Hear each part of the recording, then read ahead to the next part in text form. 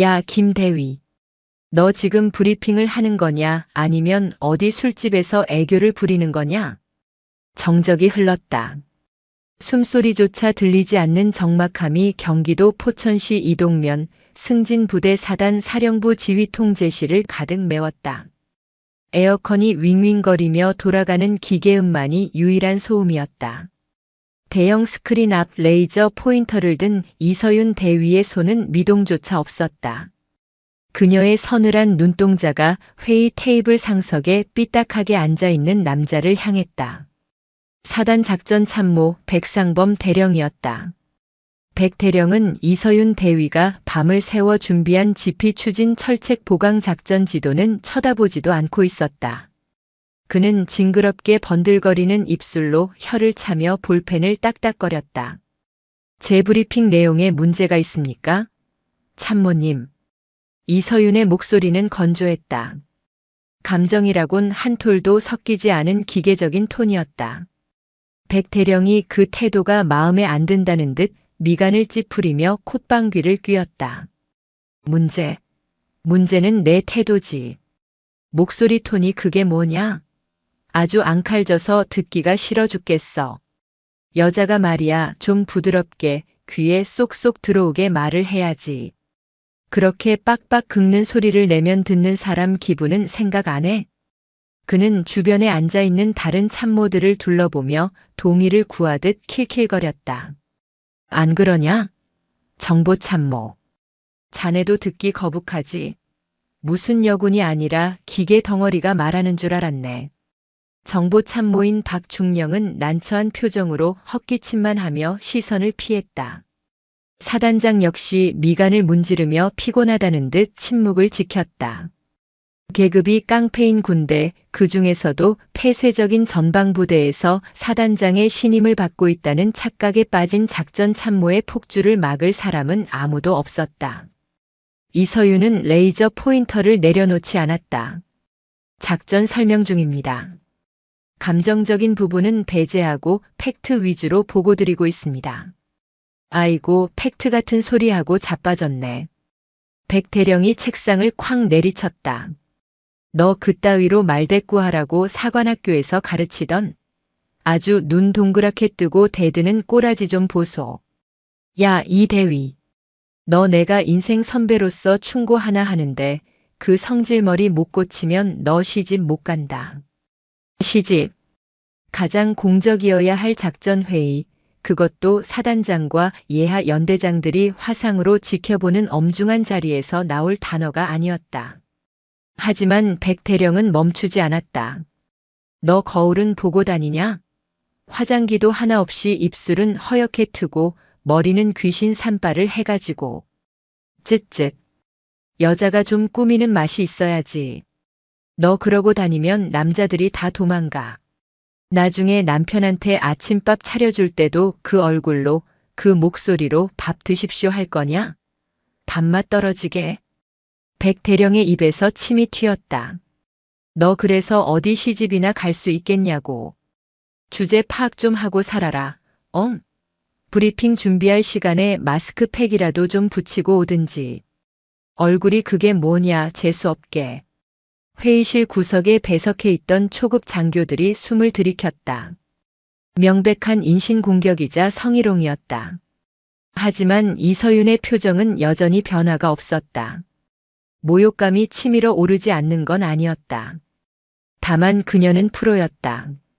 지금 여기서 얼굴을 붉히거나 눈물을 보이면 저 인간 쓰레기가 원하는 그림을 그려주는 꼴이 된다.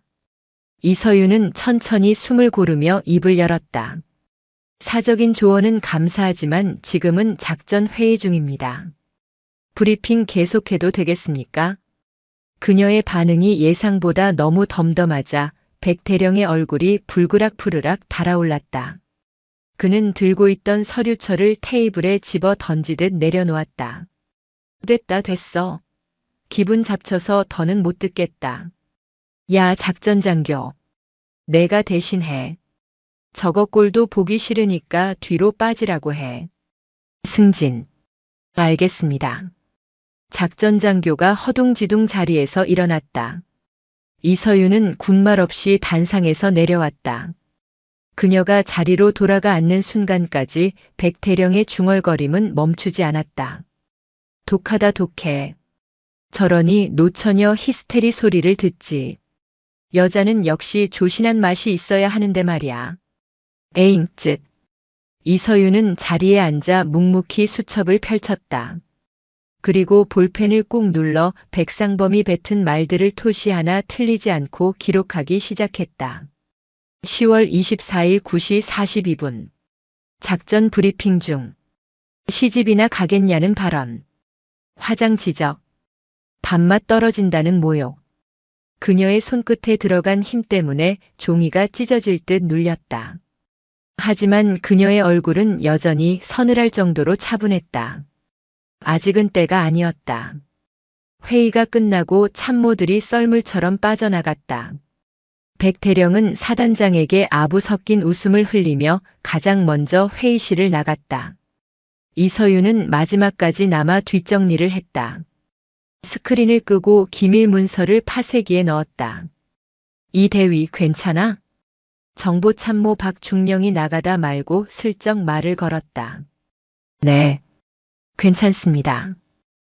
백태령이 원래 말이 좀 거칠잖아. 자네가 이해해. 아기가 있어서 그런 건 아닐 거야. 옛날 사람이라 그래, 옛날 사람이라. 아기가 없다? 옛날 사람이라 그렇다? 이서윤은 속으로 코웃음을 쳤다. 아기가 없으면 사람을 그렇게 짓밟을 수 없다. 그리고 시대가 어느 때인데 아직도 쌍팔년도 사고방식을 강요한단 말인가. 하지만 그녀는 예의 바르게 고개를 숙였다. 신경 써주셔서 감사합니다. 박중령이 머쓱한 듯 나가자 이서윤은 비로소 깊은 한숨을 내쉬었다. 명치 끝이 딱딱하게 굳어 소화가 되지 않는 기분이었다. 찬 바람이라도 쐬어야 했다. 그녀는 본청 건물을 나와 흡연장 구석진 곳으로 향했다. 담배는 피우지 않지만 사람이 드문 그곳은 그녀가 유일하게 표정을 풀 수 있는 도피처였다. 그런데 그곳에 누군가 있었다. 자판기 옆 벤치 무릎에 얼굴을 파묻고 어깨를 들썩이는 작은 체구의 여군. 익숙한 뒷모습이었다. 김중사? 화들짝 놀란 여군이 고개를 들었다. 눈가는 붉게 충혈되어 있었고 뺨에는 눈물 자국이 선명했다. 작전처 행정보급관 김민지 중사였다. 평소 싹싹하고 일 잘하기로 소문난 이서윤이 아끼는 후배였다. 이 대위님. 김 중사는 황급히 눈물을 닦으며 자리에서 일어났다. 승진. 죄송합니다. 제가 잠시. 앉아. 무슨 일이야? 이서윤이 그녀를 다시 벤치에 앉혔다. 김 중사의 손이 덜덜 떨리고 있었다. 그녀의 손에 들려있는 스마트폰 화면이 켜져 있었다. 이서윤의 시선이 무심코 그곳에 닿았다. 카카오톡 대화창이었다. 발신자는 백상범 대령. 야, 김중사. 커피가 왜 이리 미지근해? 내 입맛 알면서 일부러 일어나? 그리고 너 요새 살 좀 찐 것 같다? 유니폼 핏이 안 살아. 여자가 자기 관리가 생명인데 그래서야 남자가 꼬이겠어? 오늘 저녁에 내 관사로 좀 와라. 회식 장소 예약한 거 마음에 안 드니까 다시 교육 좀 해야겠다. 올 때 사복 입고 와. 군복 냄새 나니까. 이서윤의 눈매가 매섭게 굳어졌다. 이건 단순한 갑질이 아니었다. 이게 다 뭐야? 이서윤이 낮게 물었다. 김민지 중사는 다시 울음을 터뜨렸다. 대위님, 저 정말 죽고 싶습니다. 하루 이틀도 아니고 새벽에도 전화해서 술 주정하시고 업무랑 상관없는 심부름에 툭하면 외모 비하하고 몸매 훑어보고. 김 중사는 흐느끼며 소매를 걷어 올렸다. 손목 안쪽에 붉은 자국들이 보였다. 스트레스로 인한 자의 흔적은 아니었지만 피부가 벗겨질 정도로 긁은 흉터였다. 공황장애 초기 증상인 피부 뜯기였다. 정신과 가서 약도 받아먹고 있는데 어제는 제 엉덩이를 툭 치면서 애 낳으려면 골반이 튼튼해야지 이러시는데 진짜 죽여버리고 싶어서. 김 중사의 말이 끊겼다. 공포와 수치심 그리고 분노가 뒤섞인 통곡이었다. 이서윤은 김 중사의 떨리는 어깨를 감싸 안았다. 그녀의 머릿속에서 차가운 톱니바퀴가 맞물려 돌아가기 시작했다. 아까 회의실에서 당했던 모욕은 참을 수 있었다. 그건 나 혼자 감내하면 되는 일이니까. 하지만 이건 다르다.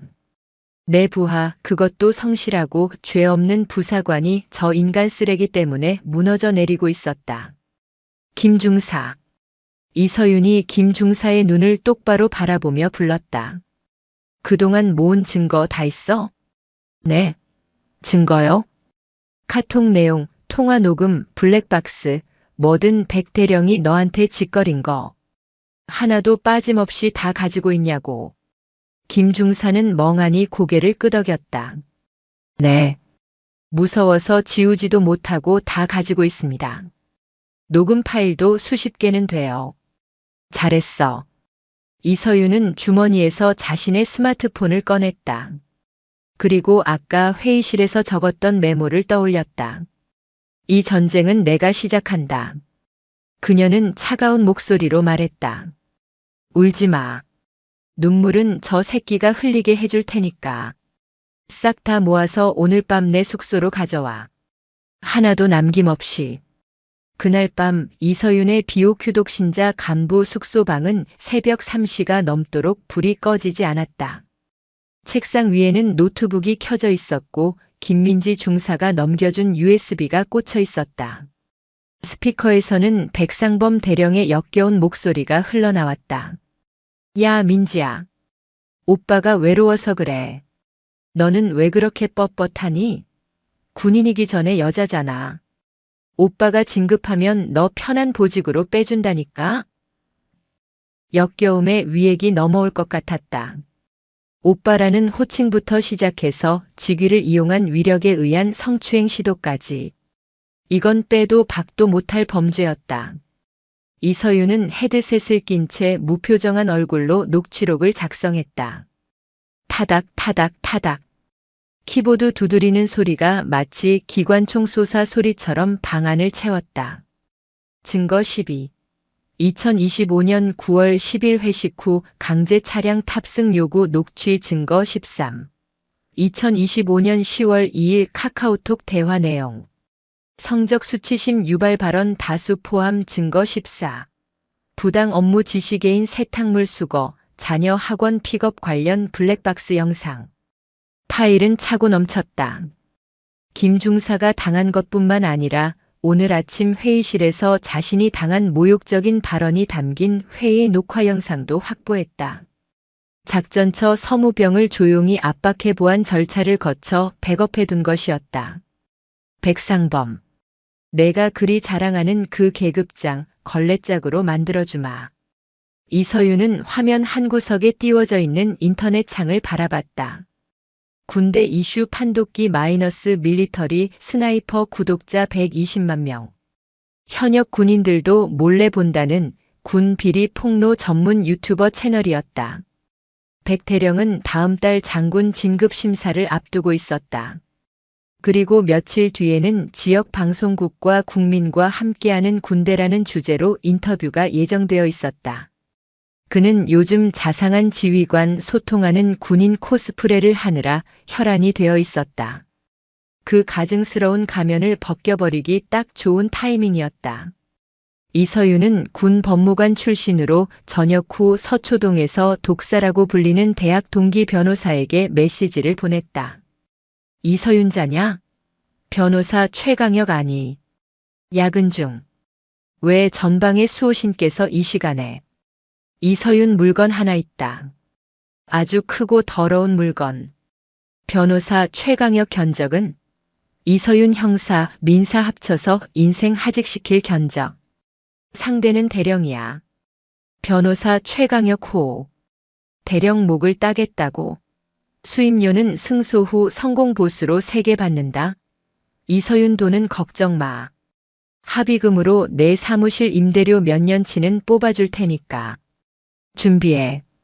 이서윤은 입가에 비릿한 미소를 머금었다. 감정을 죽이고 기계처럼 살아왔던 그녀의 눈동자에 처음으로 뜨거운 불꽃이 일렁였다.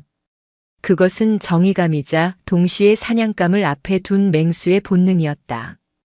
그녀는 작성한 파일을 하나의 폴더로 묶었다.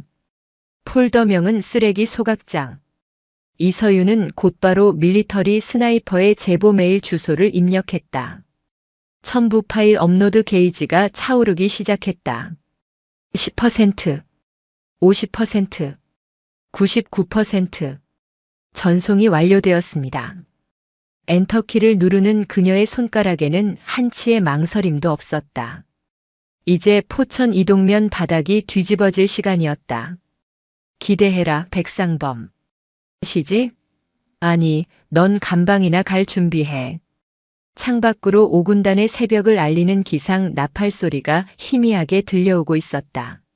하지만 백대령에게는 그것이 조만간 닥쳐올 조종 소리가 될 것임을 그는 아직 꿈에도 모르고 있었다. 오후 2시. 사단 본청 대회의실은 임시 스튜디오로 변해 있었다. 지역 민영 방송국 OBS에서 나온 촬영팀이 분주하게 조명을 세팅하고 있었고 메이크업 아티스트가 백상범 대령의 번들거리는 이마에 파우더를 덧바르고 있었다. 백 대령은 국민과 함께하는 신뢰받는 육군이라는 슬로건이 적힌 백드롭 앞에 앉아 인자한 미소를 연습 중이었다.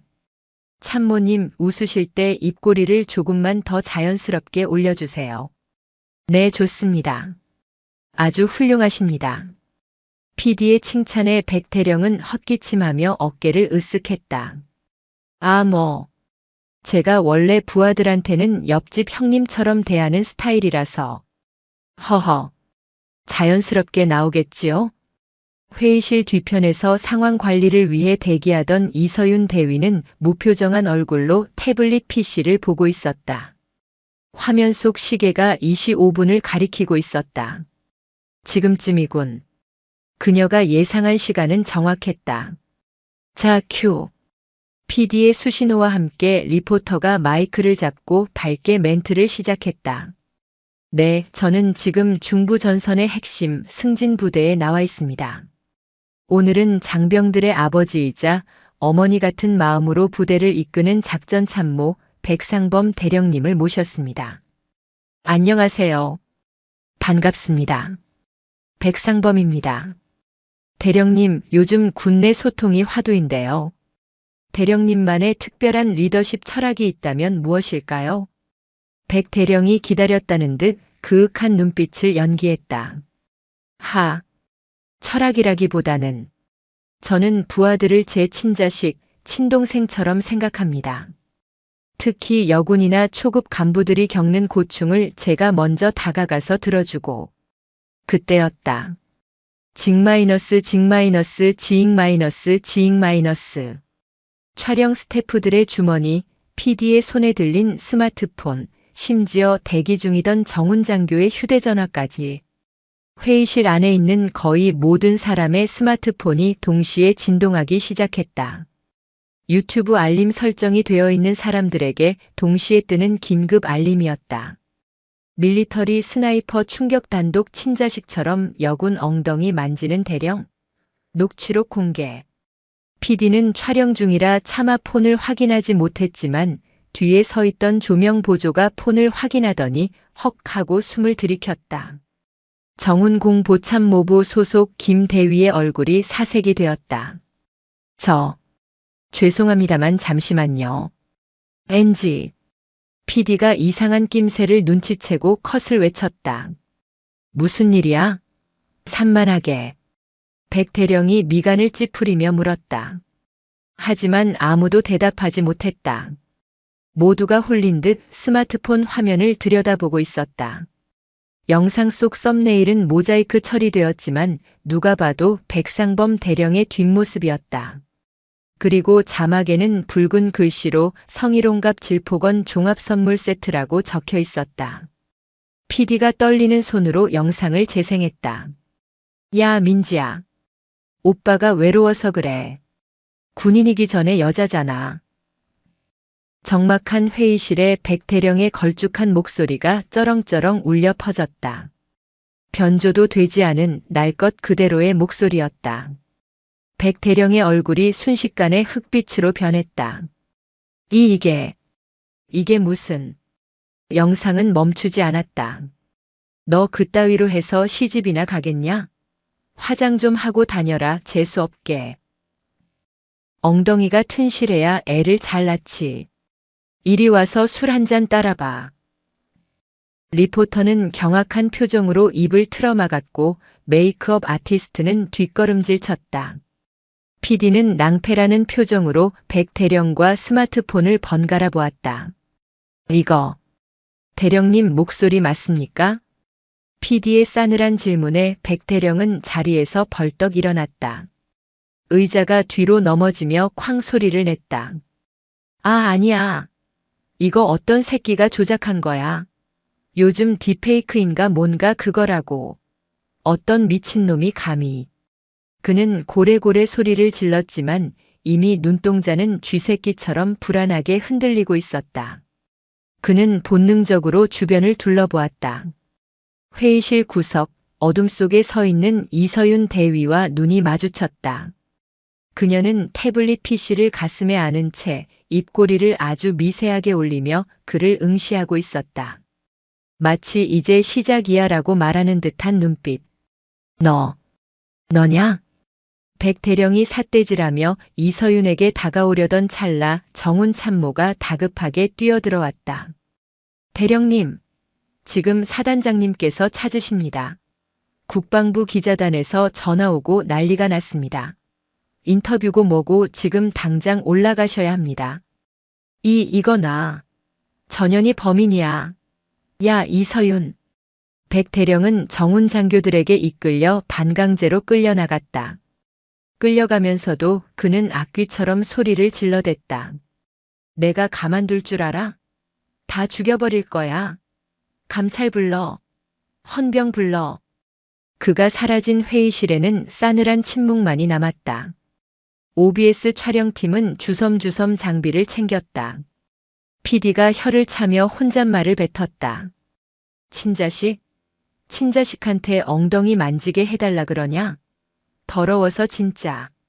철수해, 철수. 이서윤은 소란스러운 와중에도 차분하게 태블릿 PC의 전원을 껐다. 화면이 꺼진 검은 액정에 비친 자신의 얼굴은 여전히 냉정했다. 1단계 완료. 그녀는 작게 중얼거리고는 천천히 회의실을 걸어 나갔다. 그녀의 발걸음은 평소보다 훨씬 가벼웠다. 다음 날 아침 부대는 발칵 뒤집혔다. 출근길 위병소 앞에는 벌써 유튜버들과 인터넷 언론사 기자들이 진을 치고 있었다. 성범죄자 비호하는 5군단은 해명하라는 피켓도 보였다. 작전처 사무실 분위기는 초상집이었다. 아니, 폭풍 전야였다.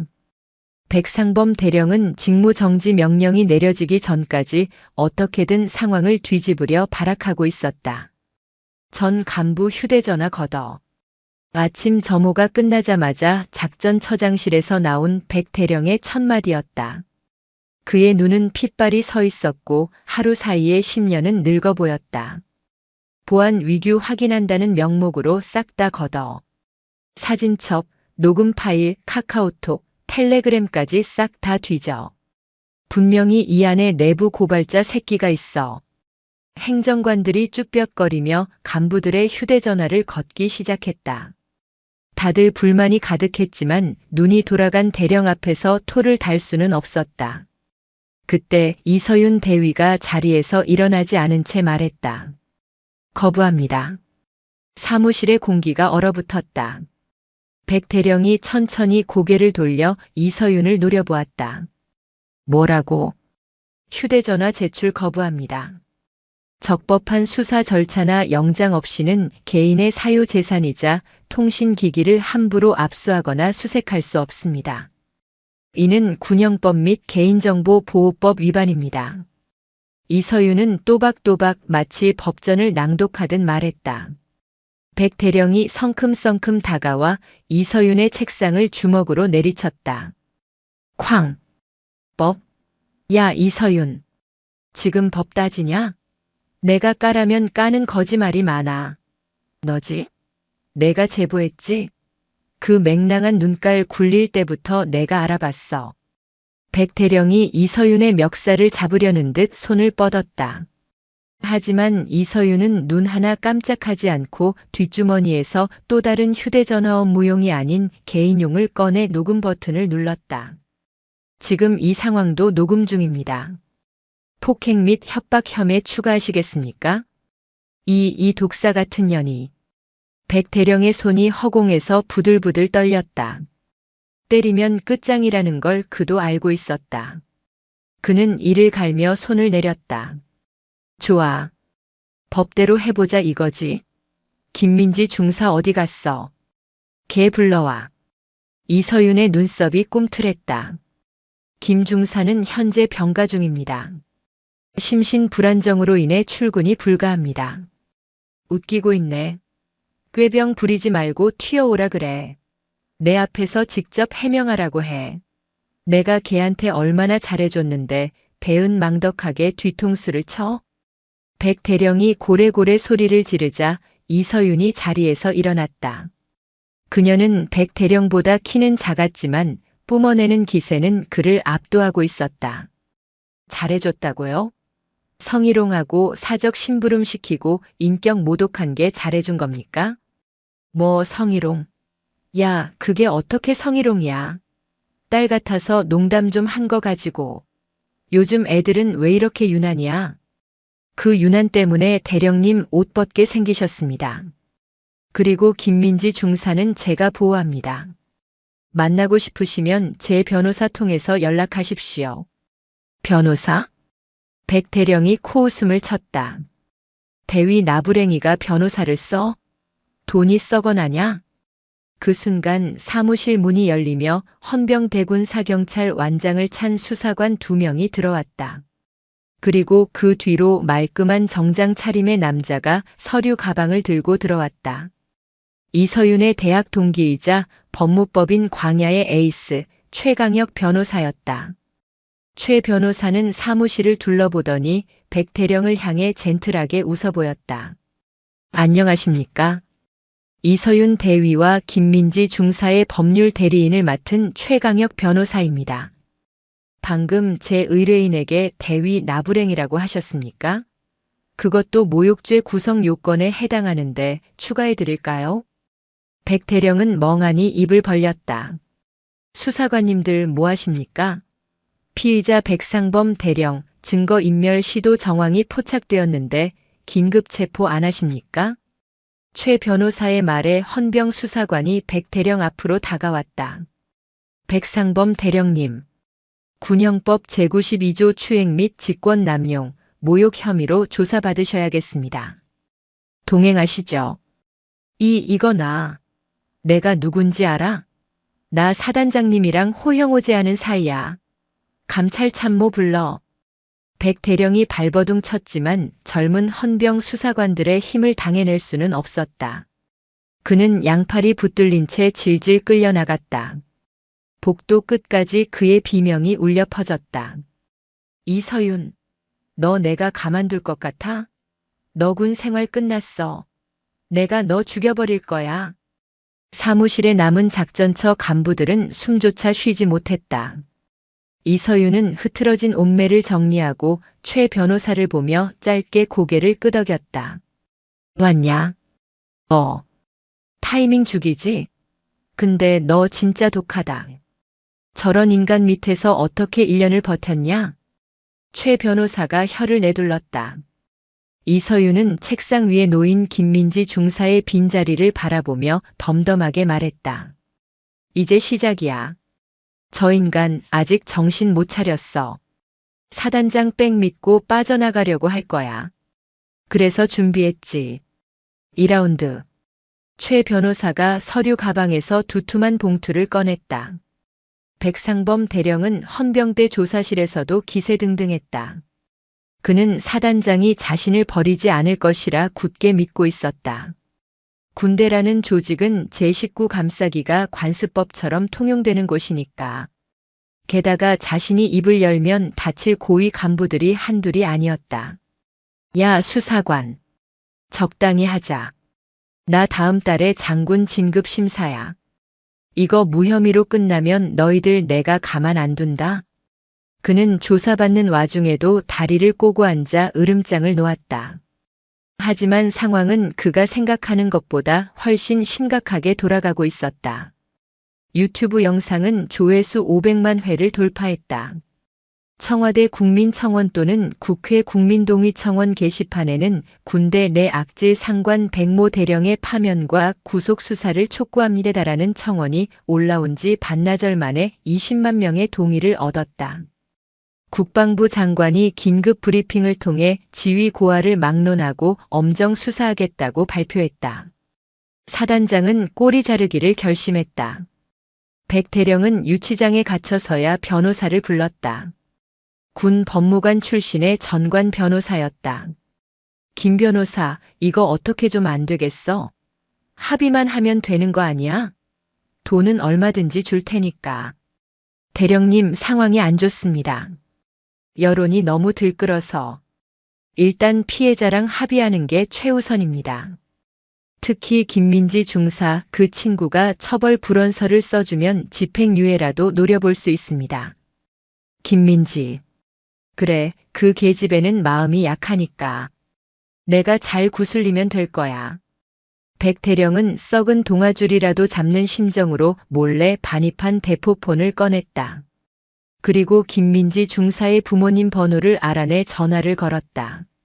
한편 병원에서 안정을 취하고 있던 김민지 중사의 병실. 이서윤은 김 중사의 곁을 지키고 있었다.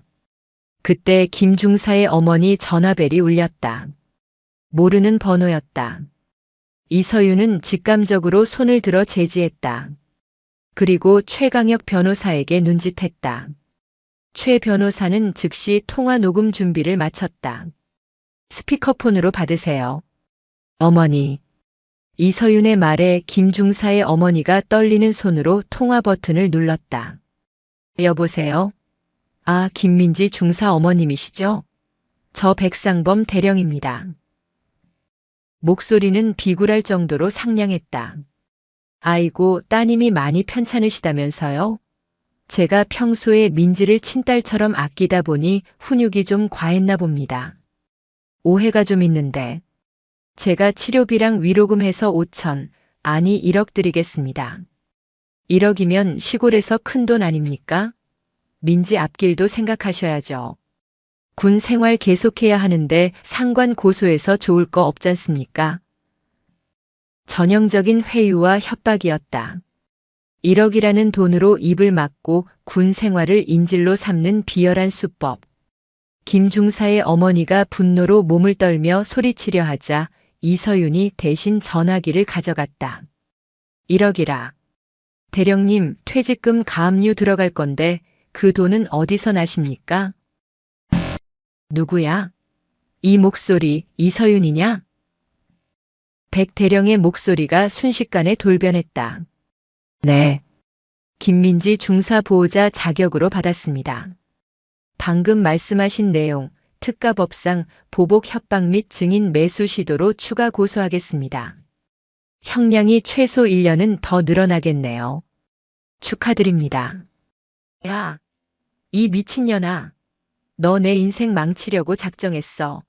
내가 나가면 너부터 죽인다. 진짜 찢어 죽일 거야. 나오실 수나 있으면 해보시죠. 아, 그리고 방금 이 통화 실시간으로 검찰 수사관님도 같이 듣고 계십니다. 뭐? 전화기 너머로 털썩 하고 무언가 주저앉는 소리가 들렸다. 이제 끝났습니다. 대령님. 이서윤은 가차없이 전화를 끊었다. 그녀는 침대에 앉아 눈물을 글썽이는 김민지 중사를 바라보며 처음으로 희미하게 미소 지었다. 민지야. 들었지? 저 인간 이제 끝났어. 너한테 아무 짓도 못해. 대위님. 푹 쉬어. 내일은 더 재미있는 구경하게 해줄 테니까. 다음 날 백상범 대령에 대한 구속영장이 청구되었다. 죄목은 군인 등 강제추행, 직권남용, 모욕, 협박, 그리고 뇌물공여 의사표시까지 무려 7가지였다. 수송 차량에 실려가는 백 대령의 모습이 뉴스 속보로 떴다. 모자를 푹 눌러쓰고 마스크로 얼굴을 가린 채 고개를 숙인 모습. 며칠 전 참군인 인터뷰를 하던 당당함은 온데간데 없었다. 이서윤은 작전처 사무실 TV로 그 장면을 지켜보았다. 사무실의 다른 간부들은 이서윤의 눈치를 보며 숨을 죽였다. 이제 그녀는 미친 개 백대령을 잡아먹은 더 무서운 독사로 통하고 있었다. 하지만 이서윤은 그런 시선 따위는 신경 쓰지 않았다. 그녀의 시선은 창밖, 멀리 보이는 5군단의 연병장을 향해 있었다. 아직이야. 확실하게 숨통을 끊어야 해. 그녀는 서랍에서 새로운 파일을 꺼냈다.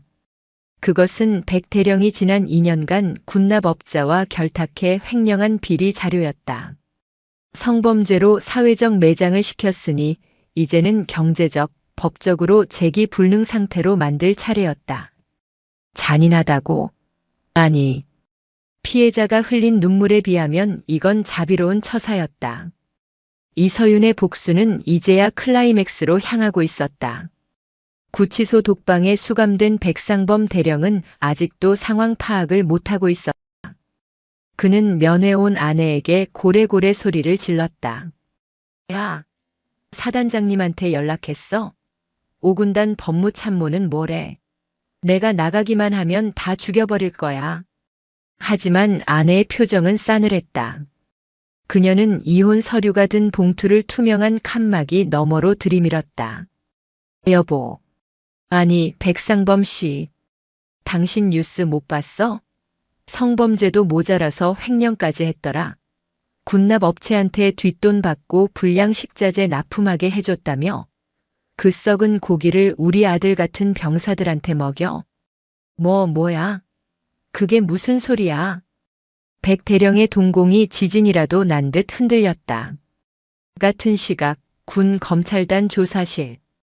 이서윤 대위는 군 검사 앞에 두툼한 장부 하나를 내려놓았다. 지난 6장에서 예고했던 백 대령의 비자금 장부였다. 피의자 백상범이 작전 참모로 재직하던 시절 부대 훈련장 공사 비용을 부풀려 리베이트를 받은 내역입니다. 차명 계좌 거래 내역과 통화 녹취까지 모두 포함되어 있습니다.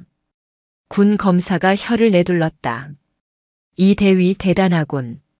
이 정도면 성범죄 재판 가기도 전에 횡령으로 먼저 옷 벗겨야겠는데? 군인연금법상 금고 이상의 형을 받으면 연금도 반토막 나는 거 알지? 반토막으로는 부족합니다. 파면당하면 아예 박탈될 수도 있죠. 저는 그걸 노립니다. 이서윤의 눈빛은 사냥감을 확인 사살하러 온 저격수의 그것이었다. 백 대령은 믿었던 사단장이 자신을 손절했다는 소식을 듣고 무너져 내렸다. 사단장은 징계위원회에서 백 대령의 개인적 일탈이며 부대와는 무관하다. 엄벌에 처해달라는 의견서를 제출했다. 썩은 동아줄은 끊어졌다. 이제 백상범에게 남은 건 차가운 감옥 바닥과 그를 물어뜯기 위해 기다리는 법의 심판뿐이었다. 수원지방법원 형사합의부 법정. 군인 등 강제추행 및 모욕 혐의에 대한 1심 선고 공판이 열리는 날이었다. 개정된 군사법원법에 따라 성범죄는 민간법원에서 재판을 받는다. 방청석은 10,000원이었다. 밀리터리 스나이퍼 유튜버를 보고 찾아준 시민들과 군 인권센터 관계자들, 그리고 기자들로 발 디딜 틈이 없었다. 피고인석에 앉은 백상범은 수의를 입고 있었다. 머리는 깎였고 살이 빠져 광대뼈가 흉하게 튀어나와 있었다. 그는 재판 내내 억울하다는 듯 웅얼거렸다. 백상범 측 변호인은 최후의 발악으로 피해자 탓을 시전했다. 존경하는 재판장님. 피고인의 언행이 다소 거칠었던 점은 인정합니다. 하지만 피해자 김민지 중사 또한 평소 피고인에게 웃으며 커피를 타주는 등 친밀한 관계를 유지했습니다. 이는 합의된 관계 혹은 묵시적 동의가 있었다고 볼 수 있으며 방청석에서 야유가 터져 나왔다. 쓰레기들아 하는 고성이 오갔다. 그때 증인석에 앉아있던 이서윤 대위가 마이크를 잡았다. 이에 있습니다. 판사가 이서윤을 바라보았다. 증인 발언하세요. 이서윤은 차가운 눈으로 백상범과 그의 변호사를 쏘아보았다. 변호인께서는 웃으며 커피를 탔다고 하셨습니까? 군대라는 폐쇄적인 계급 사회에서 별을 달 예정인 대령이 타오라는 커피를 거부하고 인상을 쓸 수 있는 중사가 대한민국에 몇 명이나 존재한다고 생각하십니까? 그녀의 목소리는 마이크를 타고 법정 전체를 쩌렁쩌렁 울렸다. 그 웃음은 좋아서 웃은 게 아닙니다. 살기 위해서 불이익을 당하지 않기 위해서 더러워도 참아내며 지은 생존의 미소였습니다. 피고인은 그 위계에 의한 공포를 이용해 피해자를 유린했습니다. 그것을 친밀함으로 포장하는 것은 피해자를 2번 죽이는 2차 가해입니다. 이서윤은 준비해온 결정적인 영상을 법정 스크린에 띄웠다. 백 대령이 회식 자리에서 김 중사의 허벅지를 만지려 하자 김 중사가 기겁하며 피하는 장면, 그리고 그 직후 백 대령이 욕설을 퍼붓는 장면이 적나라하게 재생되었다. 보십시오. 저게 친밀한 관계입니까? 백상범의 변호인은 꿀먹은 벙어리가 되었다. 백상범은 고개를 푹 숙인 채 부들부들 떨기만 했다. 판사의 표정이 싸늘하게 굳어졌다. 재판장은 판결문을 읽어 내려가기 전 안경을 고쳐 쓰고 피고인을 내려다보았다. 피고인은 고위 장교로서 모범을 보여야 함에도 불구하고 지위를 이용해 부하를 상습적으로 괴롭히고 성적으로 유린했습니다. 또한 법정에서도 반성하지 않고 피해자를 모독했습니다. 이에 본 재판부는 피고인을 사회로부터 격리할 필요성을 느낍니다. 피고인 백상범을 징역 5년에 처한다. 또한 80시간의 성폭력 치료 프로그램 이수와 5년간의 아동 청소년 관련 기관 취업 제한을 명한다. 쾅, 쾅, 쾅. 주문이 낭독되는 순간 법정 안은 환호성과 박수로 가득 찼다. 백상범은 다리에 힘이 풀려 주저앉았다. 재판장님, 5년이라니요. 저는 국가를 위해 30년을 헌신했습니다. 이건 너무합니다. 그가 울부짖으며 매달렸지만 교도관들은 가차없이 그의 양팔을 잡아 끌었다. 헌신? 내가 한 건 헌신이 아니라 착취야. 이 인간 쓰레기야. 방청석에 있던 시민 중 한 명이 물병을 집어 던졌다. 백상범은 비참한 꼴로 질질 끌려나갔다. 하지만 지옥은 이제 시작이었다. 형사 재판이 확정되자마자 국방부는 징계위원회를 열어 그를 파면 조치했다. 파면은 군인이 받을 수 있는 최고 수위의 징계로 제적과 동시에 군인 연금 수급권이 박탈된다. 평생 군대 밥만 먹으며 연금 하나 보고 살아온 그에게는 사형 선고나 다름없었다. 그뿐만이 아니었다. 이서윤과 최강혁 변호사가 제기한 민사소송 판결도 이어졌다. 피고는 원고 김민지에게 위자료 5천만 원, 원고 이서윤에게 위자료 3천만 원을 각각 지급하라. 백상범의 아내는 이미 재산을 처분하고 아이들을 데리고 잠적해버린 뒤였다. 텅 빈 통장과 압류 딱지가 붙은 집. 감옥에서 나온다 해도 그를 기다리는 건 빚더미와 노숙자 신세뿐이었다. 구치소로 이송되는 호송버스 안. 창밖으로 비가 내리고 있었다. 백상범은 빗물에 비친 자신의 초라한 얼굴을 보며 뒤늦은 후회의 눈물을 흘렸다. 김대위. 아니, 이 대위한테. 그러지 말걸. 하지만 버스는 멈추지 않고 차가운 철창을 향해 달려갈 뿐이었다. 계절이 바뀌어 포천의 산자락에 첫눈이 내리는 12월이 되었다. 사단 사령부 연병장에는 시상식을 위한 단상이 마련되어 있었다. 전체 차렷. 국방부 장관님께 대하여 경례. 승진. 우렁찬 경례 구호가 연병장을 뒤흔들었다. 이서윤 대위는 정복을 말끔하게 차려입고 단상 위에 서 있었다. 그녀의 가슴에는 육군 모범 용사 표창과 국방부 장관 표창이 나란히 빛나고 있었다. 장관이 직접 그녀의 가슴에 훈장을 달아주며 악수를 청했다. 이 대위, 자네 덕분에 우리 군이 썩은 살을 도려낼 수 있었네. 정말 고생 많았어. 감사합니다. 군인으로서 당연히 해야 할 일을 했을 뿐입니다. 이서윤은 흔들림 없는 눈빛으로 대답했다. 카메라 플래시가 터지고 박수갈채가 쏟아졌다. 그녀는 이 모든 영광에 취하지 않았다. 그저 담담했다. 행사가 끝나고 집무실로 돌아온 이서윤의 휴대전화가 울렸다. 김민지 중사였다. 충성. 대위님, 저 오늘 복직 신고했습니다. 수화기 너머로 들려오는 김 중사의 목소리는 예전처럼 밝고 씩씩했다.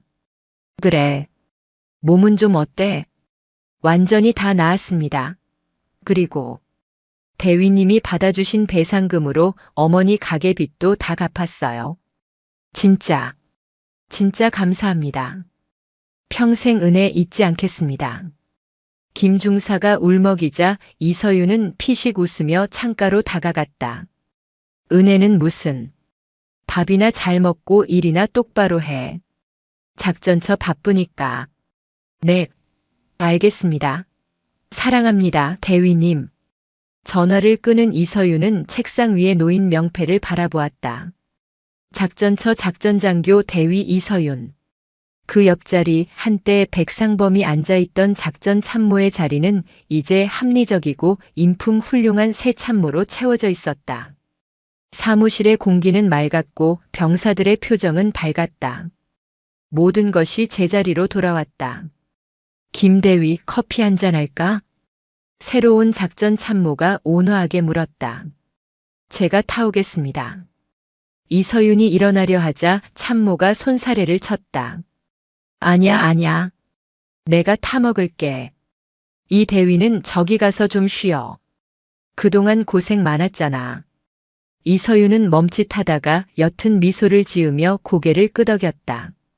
감사합니다. 그녀는 의자에 등을 기대고 앉아 창밖의 설경을 바라보았다. 눈 덮인 포천의 산이 눈부시게 빛나고 있었다. 앙칼지다고 독하다고 시집이나 가겠냐고 조롱받던 그녀였다. 하지만 그녀는 실력으로 증명했고 법으로 심판했고 결과로 승리했다. 그녀는 서랍을 열어 백상범과의 전쟁을 기록했던 낡은 수첩을 꺼냈다. 그리고 맨 마지막 장에 짧게 적고 수첩을 덮었다. 임무 완수. 이서윤은 다시 펜을 잡았다. 내일 있을 훈련 계획서를 검토해야 했다. 타닥타닥. 경쾌한 키보드 소리가 평화로운 사무실에 울려 퍼졌다. 그것은 세상에서 가장 아름다운 승리자의 업무 소리였다.